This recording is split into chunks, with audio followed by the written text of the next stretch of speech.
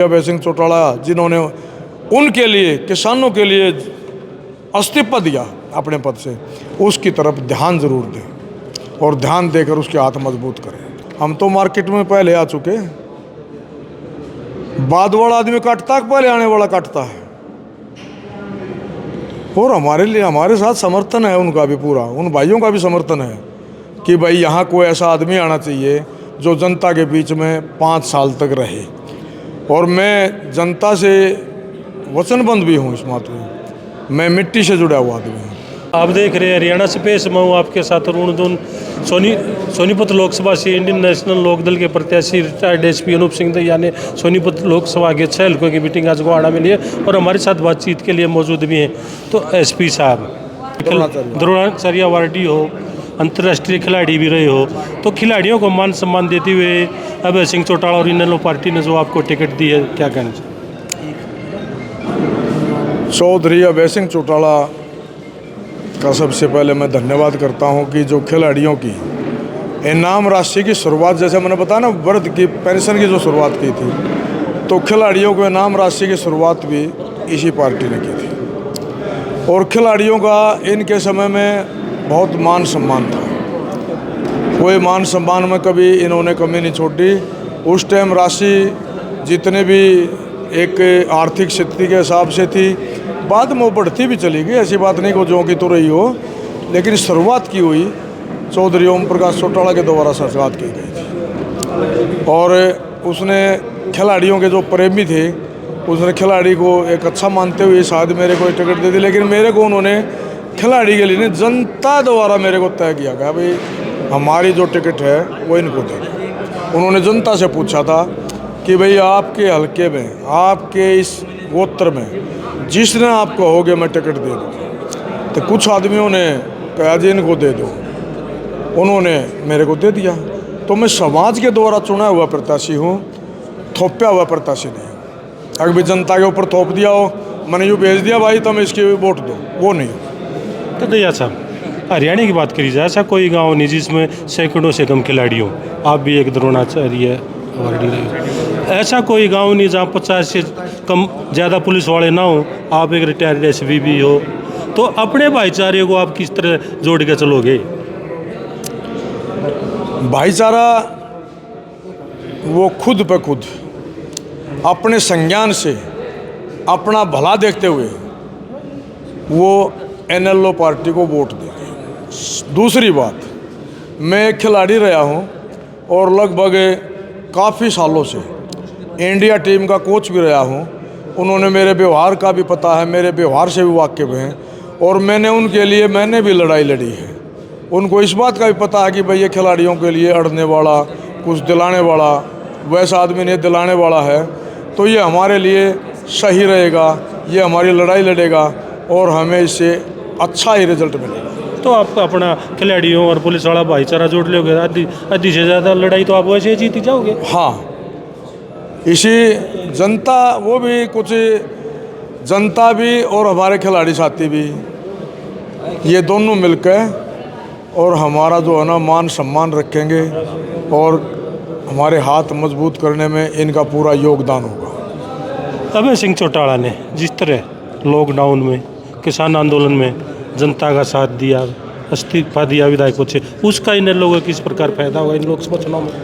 उसके लिए मैं ये कहता हूँ, जनता को सोचना चाहिए कि हमारे लिए इस्तीफा किसने दिया। हरियाणा के अंदर 90 विधायक हैं और किसान और मजदूर के लिए, 36 बिरादरी के लिए, किसान एक कौम नहीं है, 36 कौम, 36 जाति, 36 बिरादरी जमींदारा करती है। जमींदार के लिए और किसान मजदूर के लिए अगर इस्तीफा दिया तो उनकी भलाई के लिए, उनका दुख देखते हुए, जब उसकी नहीं बसाई सरकार में, आवाज़ उठाई विधानसभा में, उनकी नहीं सुनी गई, नहीं मानी गई, तो उन्होंने जो पंचायत में गए उनका दुख सुनने के लिए, लेकिन पंचायत ने कहा कि आप आज नेता हैं, एमएलए हैं, हम आपको पंचायत में नहीं आने देंगे।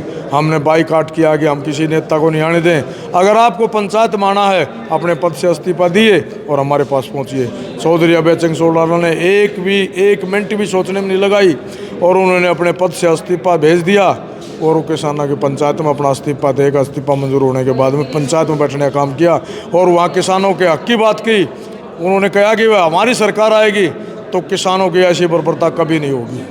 कांग्रेस के नेता हैं आपकी, तो जो खरखोदा कंस्टिट्यूंसी है इधर, वहाँ के वो दामाद भी हैं भूपेंद्र सिंह हुड्डा, दहिया खाब में भी रखे। तो उनका दावा है दहिया साहब कि जो आप लोग हो, इनेलो पार्टी है, वह तो वोट कटुआ पार्टी है। एनएलओ पार्टी वोट कटुआ पार्टी है। हाँ, वोट कटुआ पार्टी ये भूपेंद्र फिर सिंह उन्होंने जो इस्तीफा दिया वो कौन सा कटुआ था? इस्तीफा कौन सा कटुआ था वो बताओ ना। उसका भी जवाब देना चाहिए उन्होंने कि भाई इन्होंने इस्तीफा दिया तो जनता को पिटवाने के लिए दिया, या सरपंचों को पिटवाने की खुशी में दिया, या उन किसानों को मजदूरों को पिटवाने की खुशी में दिया। वो इस्तीफा किस खुशी में दिया? वो किसानों के लिए दिया। रही वोट कटवा वाली बात, हम तो मार्केट में पहले आ चुके। बाद वाला आदमी काटता है, पहले आने वाला काटता है। और हमारे लिए, हमारे साथ समर्थन है उनका भी पूरा, उन भाइयों का भी समर्थन है कि भाई यहाँ कोई ऐसा आदमी आना चाहिए जो जनता के बीच में 5 साल तक रहे। और मैं जनता से वचनबद्ध भी हूँ इस बात में, मैं मिट्टी से जुड़ा हुआ आदमी हूँ। और जनता ने अगर मुझे मौका दिया तो जनता की आवाज़ संसद में पहुँचाने का काम करूँगा। और नहीं तो आज तक बहुत एमपी आए बन कर चले गए और जनता की सुध भी नहीं ली, मैं उस एमपी में से एमपी नहीं रहूँगा। आप भी देखोगे, जनता भी देखेगी। आज पूरा आपके माध्यम से मैं कहना चाहता हूँ कि अगर जनता ने, देखो ये निर्णय जनता का है, ये मेरा अकेला निर्णय नहीं है, मैं कुछ भी बोल दूँ वो निर्णय नहीं है, जनता जनार्दन का निर्णय है। अगर जनता अपना हित समझेगी और जनता ये मानेगी भाई चौधरी अभय सिंह चौटाला ने हमारे लिए इस्तीफा दिया है। अगर किसी की लड़ाई में कोई लठ खा लेना तो जिसकी लड़ाई में लठ खाया जा, उस लड़ाई वाले का भी हक बनता भाई उसका पट्टी बंधवा दो। उसने इस्तीफा दिया किसान के लिए। अगर आज किसान अभय सिंह चौटाला के साथ उतर जाते हैं, गरीब किसान, कल ने 50 एमपी 50 एमएलए और किसान की सुध लेने वाले मिलेंगे। अगर आज वो इस बात को भी नहीं सोचते तो कल के बारे में मैं कुछ नहीं कह सकता कि उसके बारे में कोई सोचगा क्या करेगा। लेकिन मैं तो किसानों से आग्रह करता हूँ, अनुरोध करता हूँ कि चौधरी अभय सिंह चौटाला जिन्होंने उनके लिए, किसानों के लिए इस्तीफा दिया अपने पद से, उसकी तरफ ध्यान जरूर दें और ध्यान देकर उसके हाथ मजबूत करें। एसपी साहब, एक बहुत बड़ी चुनौती आपके सामने भी खड़ी हो गई है। इन लोगों का बहुत बढ़िया एक रुतबा आया करता हरियाणा में भी और सोनीपत लोकसभा में भी, क्योंकि 10 कैंडिडेटों में एक कैंडिडेट आप भी हैं सोनीपत लोकसभा से। तो उस रुतबे को वापस कैसे, किस तरह लेकर आओगे? जो रुतबे वाली आपने बात कही, बिल्कुल बहुत अच्छा सवाल आपका। और जनता ने अगर ये बात समझी कि हमारे लिए कुर्बानी अपने पद से त्याग दिया, जिसने अपना राजनीतिक जीवन दांव पर लगा दिया, अगर वो दूसरे हार जाते भाई दिव मान लो आप, तो उनका राजनीतिक जीवन क्या रह जाता है? कुछ भी नहीं, ख़त्म हो जाते। उन्होंने अपना, देखो एक इलेक्शन ऐसी चीज़ है, चुनाव ऐसी चीज़ है, इसमें हार जीत अपने हाथ में नहीं होती, इसमें जनता जनार्दन के हाथ में होती है। जनता ने अपना नेता चुनना है, मेरे लिए ये ठीक है, मेरे लिए जो हमारे बीच में रहेगा ये ठीक है, या जो पैराशूट से उतारा गया वो ठीक है। मैं अगर कोई कहता भाई वोट काटूँ, अगर ये मेरे को जनता चुन दे और सांसद बना दे और मैं इनकी आवाज़ उठाऊं और सांसद में इनकी हर दुख तकलीफ उठाऊं, तो मैं वोट काटू हो गया या इनका मददगार हो गया? तो दहिया साहब एक बात और भी बता दो, जो जेजेपी है उनके नेता दुष्यंत चौटाला, उनका भी कहना, क्योंकि आप इनेलो के नेता हो, उनका भी कहना है कि भी जो इनेलो का जो हाल बुरा होया है वो अभय सिंह चौटाला के जो चिल्ले चपाटे हैं ना, उनके कारण इनेलो आज बर्बाद हो रही है। कैसी बात कर रहे हो आप? इनेलो का जो बुरा हाल क्या होया? इनेलो तो बहुत ऊपर का ही है। एक समय में देखो लोगों का कुछ विश्वास होता है, जब ये दोनों पार्टी उठी अलग हुए तो घर का मैटर था। मैं इसके बारे में कुछ नहीं कहूँगा क्या विवाद था क्या नहीं, ये मैं इसके बारे में नहीं कहना नहीं, घर चाहता। के मैटर नहीं, राजनीतिक में राजनीतिक मैटर में अगर ये बात आई है, उन्होंने इनेलो सुनो पार्टी के मेरी बारे में बात, कहा। सुनो मेरी बात। तो जो वायदे किए थे भाई 5100 रुपये पेंशन होगी, हुए थे या नहीं हुए थे? क्या हुई वो 5100 रुपये पेंशन? तो कह रहे हैं 3000 मन नहीं करवाई है, किसने? दुष्यंत चौटाला ने भी बोला है। उन्होंने करवाई। वायदा कितने का था? वायदा 5100 रुपये का था। अगर मैं आपको कह दूं भाई मन ने अपनी भैंस दे दे 1 लाख में ले ली, और आपको भाई ठीक है मेरी भैंस की, और ले जाने के बाद मैं आपको 80,000 दे दूं, आप मंजूर कर लोगे? अगर भाई मेरी कफात करी, इसने मेरे लिए अच्छा काम कराया। आपके साथ अगर वादा 5100 किया था, 5100 करना चाहिए था। उनका हक बनता था, जनता को न्याय मिलता, जनता से जो वायदा किया हुआ है वो पूरा होता।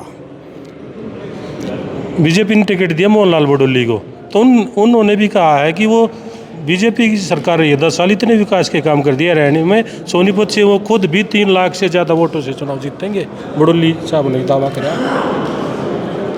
ये दावा कोई भी नहीं कर सकता है। चलो उन्होंने किया, अच्छा है, उनका विश्वास होगा। ये फैसला जनता का, जनता जिसको वोट देगी। ये उन्होंने आकलन कर लिया होगा भाई मैं 3 लाख मेरे एक्स्ट्रा आदमी हैं, या फिर कुछ गड़बड़ी हो रही होगी भाई इस तरह तो मैं जीतूंगा। ये तो कोई भी आदमी जीतने से पहले क्या अनुमान लगा सकता है?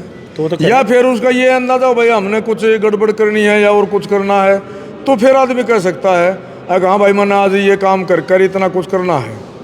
बाकी 3 लाख का जो ये कहना भाई 3 लाख से जीतूंगा, उनको कैसे पता चला इस बात का कि 3 लाख से जीतूंगा? वो जनता जनार्दन का फैसला हम अपने पास कैसे रख सकते हैं? वो तो कह रहे हैं ना, वह कम आ गई गंगा बहादी, हमारी सरकार ने 10 साल में किसानों के लिए इतना स्कीम ला दी, गरीब के लिए ला दी, मजदूर के लिए ला दी, को वर्ग बच्चे हैं नहीं जिसके लिए हमने खुशहाली ना लाई हो। बिल्कुल बिल्कुल। किसानों को 13 महीने रोड पर लिटा कर रखा, घर से बाहर रखा, ये खुशहाली थी। 80 करोड़ आदमियों को फ्री खाना दिया, ये खुशहाली थी। क्या आप इस बात को खुशहाल समझते हो? जिस देश में एक आदमी के पास खाने के लिए दाने नहीं, वो सरकार के भरोसे पर खाता है, ये खुशहाली समझते हो? अगर उसको मिल गए तो ठीक, नहीं मिले तो भूखा सोएगा क्या? ये खुशहाली समझते हो? अरे अगर सरकार ने खुशहाल बनाना है, उनको नौकरी दो, उनको ऊपर उठाओ। वो अनाज, सरकारी अनाज से उसको दबा दिया कि भाई तेरे ना बच्चे पढ़ सकते, तेरी ऐसी आदत बना दी अगर तू अपने भीख मांग कर खा। ऐसा काम नहीं करना चाहिए।